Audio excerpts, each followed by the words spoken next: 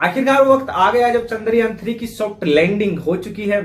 शाम 6 बजे चंद्रयान 3 की सॉफ्ट लैंडिंग हुई थी। सारे देशवासियों को, सारी दुनिया को, जिससे भी चंद्रयान 3 को उम्मीदें थी, उनको बहुत बहुत मुबारकबाद।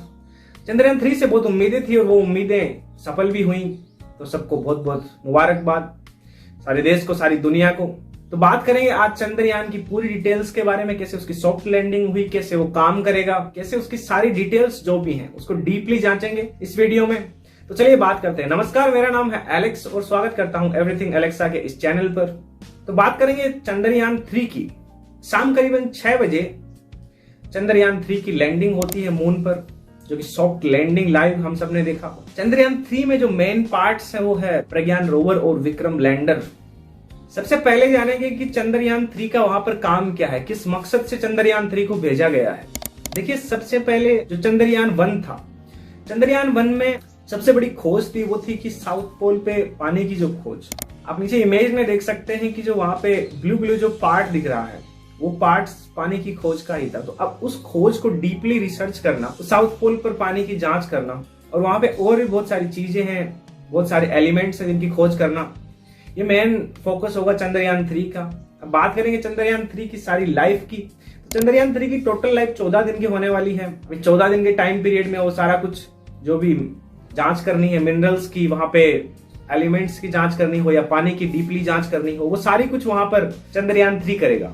अब चंद्रयान 3 की लाइफ 14 दिन की ही क्यों है? जो भी उसमें सिस्टम है, जो कि विक्रम लैंडर और प्रज्ञान रोवर पर जो सोलर पैनल्स लगे हैं, उनसे ही उसको लाइट मिलती है, उसी से उसको एनर्जी मिलती है। तो चंद्रमा पे एक महीना जो होता है वो करीबन 14 दिन का होता है। तो जिस साइड पे चंद्रयान 3 रुकेगा, उस साइड पे जब सोलर पैनल्स पे लाइट पड़ेगी तब तक ही वो चार्ज रहेगा। 14 दिन के बाद में वो फिर एक तरीके से देखा जाए तो वो डेड हो जाएगा। तो चंद्रयान 3 14 दिन तक ही रहेगा, उसके बाद में डेड हो जाएगा। अब हो सकता है, इसकी वैज्ञानिकों ने होप करके लिखा भी है कि हो सकता है आगे तक भी काम कर जाए। यदि काम कर जाए तो बहुत बढ़िया है, लेकिन जो मेन इसकी लाइफ जो बताई गई है वो 14 दिन की है, और इसी हिसाब से इसको बनाया गया है।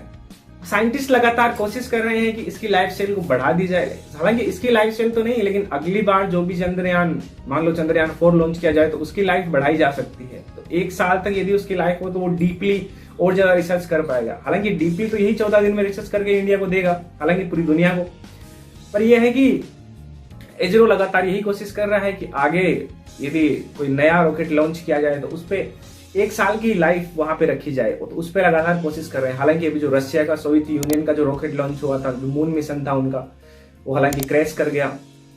तो उस पे 1 साल की लाइफ थी, 1 साल तक वो सर्वाइव कर सकता था वहां पर। उसमें जो, हालांकि जो उनका बैटरी सिस्टम था, उनका चार्जिंग जो सिस्टम था, उस पर शायद, हालांकि मुझे उसका जो एलिमेंट जो लगा रखा था उन्होंने, उसका नाम याद नहीं है, मतलब उसको इस तरीके से इन्वेंट किया था कि वो 1 साल तक लगातार चल पाए। तो चंद्रयान 3 के ऊपर यही बात है कि 14 दिन तक इसकी लाइफ चल रहेगी। 14 दिन के बाद में ये डैमेज हो जाएगा, क्योंकि आधे पार्ट पे ही चंद्रमा की लाइट रहती है।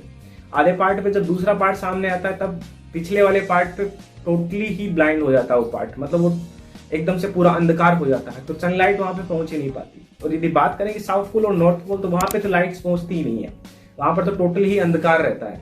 वो पार्ट्स एक्चुअली स्टडी भी नहीं किए गए। उसी साउथ पोल के पार्ट्स को स्टडी करने के लिए चंद्रयान 3 को बनाया गया था। अब ये बात है कि साउथ पोल पे यदि चंद्रयान ने लैंड किया है तो वहां पर तो लाइट्स ही नहीं है, तो वो चंद्रयान वहां पे काम कैसे करेगा, है ना?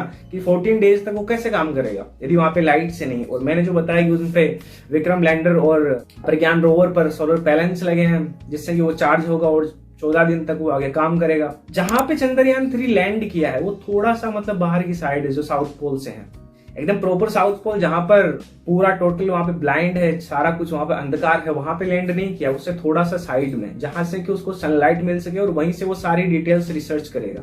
यदि चंद्रमा के साउथ पोल के टेम्परेचर की बात की जाए तो वो करीबन 150 to -200 डिग्री सेल्सियस तक है। अब लूना 25 जो सोवियत का था, जो रशिया ने लॉन्च किया था, उसकी सॉफ्ट लैंडिंग इसी वजह से नहीं हो पाई क्योंकि वहां पे टेम्परेचर की प्रॉब्लम थी। एक तो टेम्परेचर की प्रॉब्लम, इंडिया ने वो सारा कुछ डेवलप करके इसी हिसाब से भेजा था इसरो ने कि वहां पे सॉफ्ट लैंडिंग कर पाए। हालांकि लूना 25 नहीं कर पाया। वहां पे सबसे बड़ी चीज सॉफ्ट लैंडिंग की यही थी। आखिरी पल तक इंडिया की सांसें उसी पे अटकी थी, जबकि लूना 25 ऑलरेडी क्रैश हो चुका था रशिया का। तो इंडिया का भी यही था कि शायद ये ना क्रैश हो जाए, लेकिन सारी दुआएं, सारे इंडियन साइंटिस्ट की सारी रिसर्च, उन सब के बावजूद हालांकि दुनिया का पहला देश इंडिया इस टाइम बन चुका है। इसरो दुनिया की पहली स्पेस ऑर्गेनाइजेशन एजेंसी है जिसने कि साउथ पोल पे सॉफ्ट लैंडिंग करवाई है। इंडिया वो पहला कंट्री बन गया है जो कि चंद्रमा के साउथ पोल पर पहुंचा है। अब जो चीजें ये धरती पर बहुत ज्यादा महंगी होती हैं वो चीजें चंद्रमा पर बहुत ज्यादा मतलब अवेलेबल भी हैं। जैसे कि बात करें कि स्कैंडियम और यट्रियम ये चंद्रमा पे बहुत ज्यादा मात्रा में है, तो इस चीज पे भी चंद्रयान 3 डीपली रिसर्च करेगा। चंद्रमा की सरफेस पे एक H3 हीलियम 3 जो कि बहुत ज्यादा मात्रा में है उसकी भी चंद्रयान 3 डीपली रिसर्च करेगा।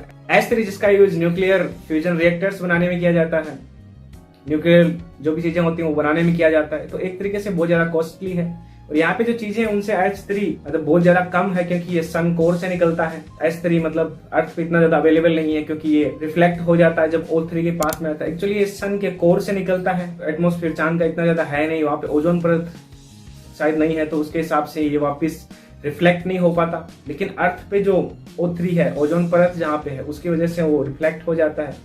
तो H3 की मात्रा यहाँ पे इतनी ज्यादा है नहीं, तो H3 वहां पे बहुत ज्यादा है। इसका उपयोग मोस्टली न्यूक्लियर चीजें बनाने में किया जाता है। न्यूक्लियर जो भी चीजें होती है, एनर्जीज बहुत ज्यादा प्रोड्यूस की जा सकती है। तो H3 ये भी एक तरीके से बहुत ज्यादा अचीवमेंट की तरह देखा जाता है कि यदि ये भी वहां पे अच्छी मात्रा में मिल जाए तो ये भी एक बहुत बड़ी रिसर्च होगी।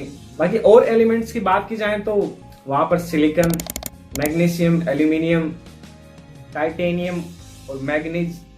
हालांकि चंद्रमा की सतह पर गोल्ड और सिल्वर भी है।